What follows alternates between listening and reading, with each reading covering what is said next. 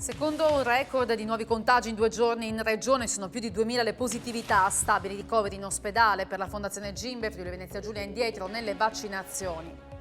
Terribile tragedia a Villesse, una bambina di soli 40 giorni muore nella notte dalla nascita seguita dal burro di Trieste. Il cordoglio del sindaco Viola, tutti conosciamo la famiglia, ci stringiamo a loro. La chef carnica Gloria Clama, finalista Masterchef 8, ha presentato il suo menù di Capodanno e il suo nuovo dolce lichene. Intanto i friulani si preparano al cenone tra spese dell'ultimo minuto e i limiti per i ristoranti. Un mese di preparazione per tuffarsi nel lago ghiacciato è l'impresa compiuta da Marco Tomasini e Giacomo Coianiz, 2 youtuber friulani che prima di Natale hanno fatto il bagno nel lago del Predil.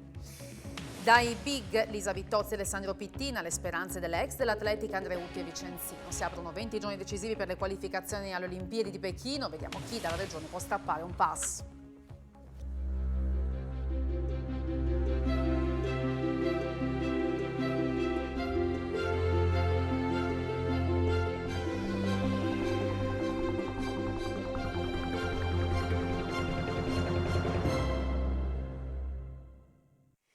Buonasera da Telefriuli, bentrovati all'edizione serale del nostro telegiornale. Per il secondo giorno consecutivo il Friuli Venezia Giulia batte ogni record di nuovi contagi. Oggi ne conta 2110 dopo i 1817 di ieri, un aumento che finora non ha impatti comunque sulla sanità regionale, con i ricoveri che restano stabili. Il pericolo però resta la paralisi del sistema schiacciato tra positività e isolamenti preventivi.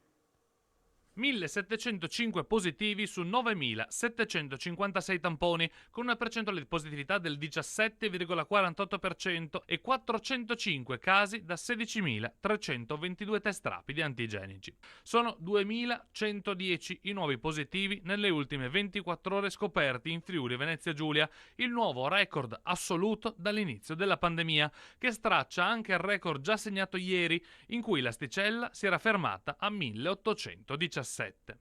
Un trend pericolosamente in aumento che potrebbe portare da qui al 10 gennaio, giorno dell'entrata in vigore delle nuove regole per la quarantena, a una valanga incontrollata di isolamenti preventivi capace di paralizzare il sistema paese. Ma numeri che finora non si rifrangono sulla sanità regionale, i cui tassi di occupazione restano ben lontani dal limite della zona arancione. 26 infatti le persone ricoverate in terapia intensiva, con 282 pazienti negli altri reparti. 6 le vittime delle ultime 24 ore, tra cui un 66enne di Gorizia deceduto nel proprio domicilio. Un anno fa, a fronte di soli 828 nuovi contagi, le persone in ospedale erano 641, nelle terapie intensive c'erano 59 corregionali e i morti registrati a sistema erano stati 15. Praticamente il doppio, pur con quasi un terzo di nuovi contagiati in meno e con ancora i giorni bui di febbraio e marzo all'orizzonte. Tutto perché il 30 dicembre di un anno fa la somministrazione del vaccino era cominciata da poco più di 72 ore. Crescono le positività, diminuiscono i tassi di occupazione in terapia intensiva nelle aree mediche, quanto sottolinea la Fondazione Gimbe, che però avverte nella nostra regione bisogna fare di più per quanto riguarda ciclo vaccinale e dosi booster. Il Friuli Venezia Giulia è la quintultima regione in Italia per tasso di vaccinazione, dato che peggiora ulteriormente se legato alle dosi booster. Sono questi 2 dei dati contenuti nel monitoraggio settimanale della Fondazione Gimbe riguardo alla settimana di Natale. Proprio nella settimana delle festività natalizie in Italia si è registrato un netto aumento dei casi di Covid-19, l'80% in più rispetto alla settimana precedente. Calano leggermente i numeri dell'occupazione di posti letto Covid in terapia intensiva e aree mediche nella nostra regione, ora rispettivamente al 14,9% e 22,2%, quindi ben lontani dal limite della zona arancione 20% e 30%. Resta però sempre sopra soglia l'incidenza per 100.000 abitanti. A Udine, dato più basso regionale, è a 353, 408 per Gorizia, 476 per Pordenone e 521 per Trieste. Ciò che sottolinea invece la Fondazione Gimbe a livello nazionale è la crisi del sistema tracciamento e tamponi. La corsa al tampone, spiega Nino Cartabellotta, presidente della Fondazione, presenta diversi rischi. Innanzitutto sovraccarica il sistema di testing dei tamponi molecolari, impedendo di testare con tempistiche adeguate chi ne ha realmente bisogno perché sintomatico o in contatto con soggetti a rischio, e in più il ricorrere al tampone rapido, non sempre affidabile, porta ad alimentare false sicurezze. L'emersione di un numero così elevato di casi, indipendentemente dalla revisione della durata della quarantena, conclude Cartabellotta, rischia di paralizzare il paese con un lockdown de facto. E intanto nuove limitazioni ma anche nuove regole per le quarantene sono state introdotte dal Consiglio dei Ministri ieri in tarda serata, accogliendo in parte le richieste delle regioni. Soddisfazione è stata espressa dal Presidente della Conferenza delle Regioni e del Friuli Venezia Giulia, Massimiliano Fedriga, che già aveva avanzato la richiesta di ridurre le quarantene. Bisogna considerare lo scenario attuale, ha sottolineato, ma anche prendere decisioni che non portino a bloccare il Paese. Dal 10 gennaio scatterà il lockdown per i non vaccinati con una serie di norme che vanno a ridurre fino al 31 marzo la possibilità degli spostamenti.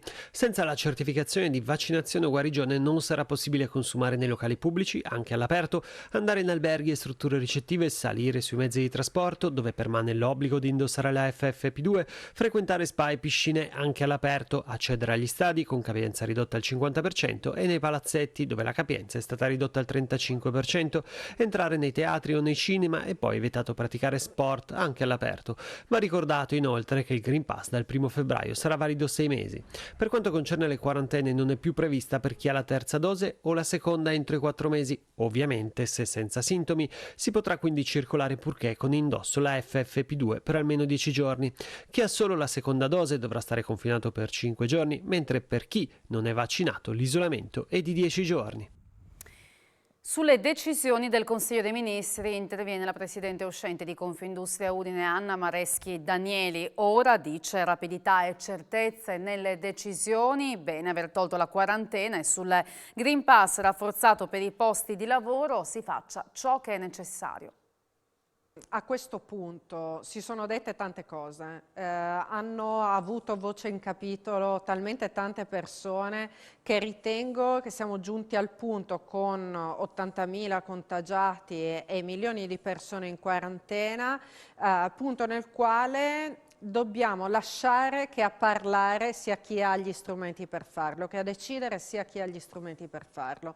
Quindi l'importante è che le decisioni siano prese in maniera veloce e che quindi ci permettano una determinata organizzazione e programmazione della nostra produzione, della nostra vita anche, e dall'altro lato che ci sia certezza in quello che viene deciso, in modo tale che una famiglia, una persona, un'azienda, un'impresa possa organizzarsi di conseguenza. Benissimo, l'avevo già sostenuto, l'aver tolto la quarantena per i vaccinati, qualcosa che invece ci si aspettava ma che non è avvenuto è il Green Pass rafforzato per i luoghi di lavoro. La decisione è semplicemente rinviata al 10, cosa si aspetta? Non dobbiamo più rispondere su cosa vorremmo, ma l'unica risposta giusta è che sia fatto quel che è necessario per la protezione nostra, delle nostre famiglie, dei nostri bambini e dei nostri vecchietti, punto. E la maggior parte dei friulani si dichiara favorevole alle nuove limitazioni introdotte dal Consiglio dei Ministri, è in vigore dal prossimo 10 gennaio. Per il trasporto pubblico devi essere davvero preciso perché i contagi è tanto e bisogna vaccinarsi tutti quanti. Un maggiore controllo soprattutto io desidererei, perché non vedo proprio l'osservanza stretta. Le decisioni che ha preso il governo io sono assolutamente in linea. Perfettamente d'accordo, perché almeno ci ripariamo tutti, se tutti fossero d'accordo sarebbe forse meglio. Sì, assolutamente, per tutelare le persone che fin dall'inizio si sono vaccinate. Non sono favorevole al Green Pass in toto, né super né semplice. Sono a posto già da mesi, guardi, anche per l'età. In Francia io ho già fatto la terza dose, quindi là la vaccinazione è spinta al massimo. Dalla Francia abbiamo degli eco molto positivi di quello che succede in Italia e la sensazione che ho è quella che effettivamente l'Italia è un buon studente che ha fatto bene le sue prove per quanto riguarda la contaminazione e i malati, perché in Francia siamo molto peggio. Comunque penso che qua mi sento più tranquilla qua, con la maschera, i controlli. E intanto le norme anti-Covid inducono diversi ristoranti a rinunciare al cenone di Capodanno, più redditizio consegnarlo a domicilio, in calo anche gli aperitivi e i brindisi negli esercizi pubblici della città. Le regole sempre più stringenti per contenere i contagi inducono diversi ristoratori a rinunciare al cenone di Capodanno. Dai 120 coperti che usualmente si faceva siamo passati a 80, quindi diventava antieconomico per noi fare un evento del genere. Il settore alberghiero sta attraversando un periodo di grave incertezza per le nuove norme più restrittive rispetto alle precedenti. Pare che all'interno del comparto ricettivo le norme siano diversificate.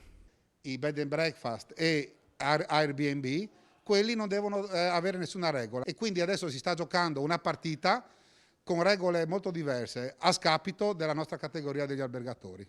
Accanto alla poca chiarezza sulle nuove disposizioni, c'è il comparto dei pubblici esercizi che deve fare i conti con la crisi dei consumi. Ho notato che a dicembre ho fatto molta fatica rispetto agli altri anni pre-Covid. È ovvio che quando uno non sa se può festeggiare, come festeggiare, non compra abiti, non compra bottiglie. Certi settori sì, vengono danneggiati, no? Mentre altri magari... È ovvio che chi per dire fa tamponi in questo periodo fa fatturato, mentre noi insomma siamo un po' qua alle strette. Ennesima aggressione ai danni di un medico, questa volta a Trieste, dove un paziente senza mascherina si è presentato appunto nello studio di un medico di base pretendendo una visita e all'iniziale rifiuto del medico l'uomo ha cominciato a prendere a calci una porta spaccando la serratura, spingendo e minacciando i presenti. L'azienda sanitaria universitaria Giuliano Isontina insieme al Sindacato Nazionale Autonomo Medici Italiani ha condannato l'accaduto e espresso solidarietà al medico che è stato aggredito. Tragedia a Villesse dove nella notte è morta una bimba di soli 40 giorni, accertamenti sulle cause, ma si propende per un tragico caso di morte in culla. Tragedia nella notte a Villesse dove una bambina di soli 40 giorni è morta improvvisamente nel sonno. A dare l'allarme sono stati i genitori che si sono accorti che non respirava più. È scattata subito una chiamata al 112 sul posto, a sirene sono giunte l'automedica e l'ambulanza. Per la neonata però non c'è stato nulla da fare se non decretare il decesso. Seguita dalla nascita del personale dell'ospedale Burlo di Trieste, pare sia stata vittima di una morte in culla. Una morte bianca, anche se sono in corso tutti i necessari accertamenti. Un dramma per tutta la nostra comunità, un paese di 1600 persone dove tutti si conoscono, dice il sindaco di Villesse, Flavia Viola. La nostra vicinanza adesso va alla famiglia, ai genitori, ai nonni, così felici il 20 novembre scorso quando la piccola figlia unica è venuta alla luce, accolta con grande gioia. Ora piangiamo la sua prematura e tragica scomparsa. Spaccia droga al Parco Moretti di Udine, denunciato un cittadino straniero che è stato individuato dal personale della polizia giudiziaria del nucleo cinofilo della municipale, trovato in possesso di una modica quantità di hashish, di un bilancino di precisione di 175 euro, tutto è stato posto sotto sequestro. Ci sono stati ancora furti a Udine e in provincia, in una villetta del capoluogo friulano è sparita una collana di perle con diamanti del valore di diverse migliaia di euro e ladri anche a Pozzuolo dove hanno forzato una finestra di una casa e rubato monili in oro, oggetti preziosi e denaro contante. Da oggi in vigore in 14 comuni della destra tagliamento alcune regole per ridurre l'inquinamento dell'aria. Oggi in 14 comuni della destra a tagliamento, Pordenone compresa, è scattata tutta una serie di limitazioni a causa delle alte percentuali di inquinamento rilevate nell'aria. Si va dal divieto di circolazione per le auto più vecchie e di accensione di fuochi, all'obbligo di abbassare le temperature all'interno di abitazioni ed uffici. I cittadini si sono detti propensi a trovare misure che possano ridurre l'inquinamento. Sì, certamente favorevole, era anche ora, la città specialmente nel periodo invernale come ogni anno appunto ci sono un alto tasso di inquinamento. Oggi la città mi sembra anche meno trafficata, sicuramente dovuto non solo alle misure ma dovuto anche al periodo natalizio, alle vacanze natalizie. Secondo me ci sarebbe da limitare ancora un po' il traffico, qualcos'altro per l'inquinamento. Ma chi controlla che i cittadini rispettino le regole? In realtà non si può entrare nelle case, per cui questo è un grossissimo, sì, non è un limite, ma insomma ci si affida più alla coscienza di ognuno. E sul controllo del traffico, sì, sono la polizia locale. Cassonetti incendiati, lancio di petardi, schiamazzi, operazione antidegrado a Pordenone della polizia locale ha portato a identificare 10 minorenni. Operazione antidegrado urbano a Pordenone tra le vie del Troie e Sabaudia nel quartiere residenziale Ater da parte della polizia locale. Gli agenti, dopo una prima fase di monitoraggio, sono intervenuti impedendo ulteriori azioni di turbativa e molestia della quiete pubblica, assecondando così le richieste dei cittadini esasperati. Io ho paura di uscire la sera. Atti di vandalismo. Atti di vandalismo, sì. Speriamo che qui si facciano vedere polizia, carabinieri. Sono stati identificati 10 minorenni che si erano dilettati nel lancio di petardi, causando anche l'incendio di un cassonetto della spazzatura, e che si erano resi protagonisti di ripetuti schiamazzi sotto le finestre dei residenti. A Pordenone le regole devono essere rispettate. Abbiamo identificato una decina di questi minorenni e da lì partiremo anche insieme ai colleghi delle politiche giovanili, delle politiche sociali, con dei percorsi per fare in modo che la vivacità venga incanalata in qualcosa di più civico. Ultima riunione dell'anno oggi per la Giunta regionale con importanti decisioni per quanto riguarda il trasporto pubblico locale. Vediamo. Una vera e propria rivoluzione che si concretizzerà nel corso dei prossimi mesi. Le tariffe del trasporto pubblico locale cambiano, come annunciato dall'assessore regionale Graziano Pizzimenti nella riunione odierna della Giunta. La novità che entrerà subito in vigore è la riduzione del costo del biglietto giornaliero, che passa da 4,6 euro a 3 euro e da luglio sarà valido su tutte le reti urbane. Il biglietto da 1,35 euro diventerà orario. Anche sugli abbonamenti ci sono delle novità, ma da luglio con i pacchetti famiglia e sconti importanti se combinata treno-autobus. L'assessore Pizzimenti ha stanziato inoltre 2,86 milioni ai comuni, una quota che è pari al 40% degli stanziamenti destinati dallo Stato per il sostegno alle famiglie in difficoltà nel pagamento dell'affitto della casa di abitazione o delle spese connesse. L'assessore regionale alle attività produttive Sergio Emilio Bini ha anche annunciato che a fine gennaio sarà aperto un bando o ponte per le PMI e le grandi industrie del settore manifatturiero del terziario interessate a realizzare progetti di ricerca industriale o sviluppo sperimentale. A disposizione 6 milioni di euro, ma potranno essere aumentati. Il limite minimo di spesa ammissibile del progetto è di 60.000 euro per la piccola impresa, 200.000 per la media impresa, 350.000 euro per la grande impresa. 21.000 assunzioni sono buoni numeri del mercato del lavoro a novembre, in crescita del 21% rispetto al 2019. Coerentemente con i tassi di crescita dell'economia, le assunzioni a novembre crescono del 20,7% rispetto a novembre 2019. Si tratta nel complesso di oltre 21.000 assunzioni. Cresce di più la componente maschile, più 28,4% rispetto a quella femminile, 13,8%, trainata dalla notevole espansione nelle costruzioni sistema casa, più 48,8%, e nelle attività manifatturiere, più 45,7%. La crescita riguarda tutti i settori economici, compreso il terziario, ad eccezione del comparto alberghi e ristoranti. Con la robusta ripresa della dinamica di scambio nel mercato del lavoro tendono a crescere anche le cessazioni, più 18,8% la variazione tendenziale a novembre. La quota maggiore riguarda la fine dei rapporti a termine. Osservando l'andamento mensile, il livello delle assunzioni del 2021 ha iniziato a superare quello del periodo pre-pandemia, a partire dal mese di maggio, in concomitanza con l'allentamento delle misure di contenimento della pandemia. Da quel momento in poi le previsioni di rimbalzo del PIL si sono concretizzate con una crescita di oltre 6 punti percentuali per il Friuli-Venezia Giulia, confermandosi come una delle regioni con la più intensa crescita nel periodo, commenta Carlo Scorvino, responsabile dell'Osservatorio regionale del mercato del lavoro. E in regione il numero delle imprese edili è aumentato del 20% a trainare la ripresa, quelle medio-piccole. Traina la ripresa un settore, quello edile, dove in Italia in Friuli Venezia Giulia domina la piccola impresa che rappresenta il 98% delle aziende in questo comparto. Ma le imprese delle costruzioni in Friuli Venezia Giulia a fine novembre l'aumento è stato del 19,8% rispetto alla media italiana del 10,4%. 19,8% in più è il dato che noi statistico che abbiamo rilevato, che è dovuto un po' anche al rimbalzo. Ma rimbalzo o meno è un segnale positivo che la gente torna a credere nel lavoro, che vuole confrontarsi, vuole cimentarsi ancora nell'economia, e questo ci dà un po' di serenità. Un fattore negativo però è che manca manodopera, questo è un tasto dolente. Beh, credo che questo è il tasto dolente, perché non so come abbiamo combinato questa tempesta quasi perfetta, perché all'inizio ci mancavano i progettisti, poi è mancata completamente la manodopera, sta mancando la manodopera specializzata, e terzo, non da ultimo, c'è questa esplosione dei costi e la mancanza delle materie prime e l'aumento dei costi dell'energia. Gloria Acclama, finalista di Masterchef, ha presentato un nuovo dolce per il suo ristorante fatto con i licheni. Siamo andati a scoprirlo.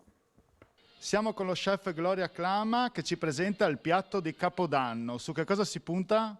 Puntiamo sul territorio, puntiamo sui licheni, quindi abbiamo il rimedio della nonna di una volta, la cura alla bronchite, lichene, latte e miele. Che va giusto bene anche per i problemi che ci sono stati con la pandemia, il Covid. Per i problemi di Covid adesso, diciamo, per la bronchite una volta la nonna ci avrebbe dato il latte, lichene e miele. Io vi ho presentato invece un gelato al lichene con una cialda al miele e del miele e lichene. Tutto chilometro zero? Più o meno? Più o meno chilometro zero, ma comunque assolutamente territorio. Quindi abbiamo il latte, abbiamo i licheni di Paribosco, poi abbiamo il miele di mio zio, di Paolaro, quindi abbiamo il miele, e abbiamo un gelato, praticamente facciamo un gelato con il lichene infuso, mettiamo in infusione il lichene, e facciamo un semplicissimo, tra virgolette, gelato al lichene, ci mettiamo del miele di melata, facciamo una cialda al miele e il lichene candito. Benissimo, questo è il piatto e lo presentiamo. I miei licheni. E Gloria Acclama sarà protagonista della puntata di Screenshot in onda questa sera su Telefriuli alle 19:45. Dopo il nostro TG ci spostiamo a Gorizia, dove ritornano l'antico splendore e i giardini di Corso Verdi. I giardini pubblici di Corso Verdi a Gorizia cambieranno volto. La giunta comunale ha approvato il progetto definitivo per il primo lotto dal valore di 300.000 euro, che punta a ripristinare l'unitarietà originaria. Il cantiere non sarà messo in piedi se non dopo l'estate 2022, con ulteriori 3 mesi e mezzo per terminare questa prima parte. Nel 1863 nacquero questi giardini pubblici con l'intento di dare una visione anche aristocratica del centro cittadino. C'era tutta la zona dedicata, diciamo, alla parte delle feste. La relazione ha posto l'accento sul recupero della tradizionale impostazione dell'area, con alcune novità previste. Tra queste anche una piccola arena per momenti culturali di intrattenimento, potendo accogliere fino a 100 persone. Un bambino di 11 anni di Sagrado è rimasto ferito in un incidente sulla neve oggi vicino alla funivia che porta al Lussari, perché è finito in una cunetta con il suo slittino e ha riportato la frattura del bacino. È ricoverato all'ospedale di Tolmezzo. Sul posto è intervenuto un elicottero insieme al personale di una ambulanza. E per rendere le piste più sicure, dal 1° gennaio prossimo scatta l'obbligo di assicurazione per danni contro terzi per chi scia, e ci sono novità anche per quanto riguarda l'uso del caschetto. Che cosa cambia dal 1° gennaio per chi vuole divertirsi in sicurezza sulle piste da sci? C'è la possibilità di fare delle assicurazioni provvisorie, temporanee, legate alle varie forme di ski pass, per cui giornaliero, stagionale, familiare e poi a seconda delle categorie. Chi è, ad esempio, è già tesserato per la federazione, per la FISI, la Federazione degli Sport Invernali, è già coperto di questa cosa qua. Questa è un'ulteriore normativa in più, ma che è ben vista da tutti noi impiantisti. Fino al 31 dicembre c'è l'obbligo per i ragazzi al di sotto dei 14 anni, questo obbligo viene esteso ai diciottenni, fino ai diciottenni, alla maggiore età. E il controllo avviene un po' come succede con le auto, con le macchine, avviene nel momento in cui hai il problema. E nel momento in cui non hai il problema, se non sei assicurato, vai incontro, oltre ai danni da pagare, anche alla multa per non essere assicurato. E le piste e i mezzi hanno fatto sì in pochi anni che la velocità sia notevolmente aumentata, oltre a livello tecnico, per cui c'è questa esigenza. E essere sicuri, sciare in sicurezza è l'obiettivo, penso, di tutti. Bagni glaciali nei laghi, nei fiumi della nostra regione per due atleti youtuber friulani, Marco Tomasin e Giacomo Kojanic, che con i loro video riescono a promuovere le bellezze della nostra regione.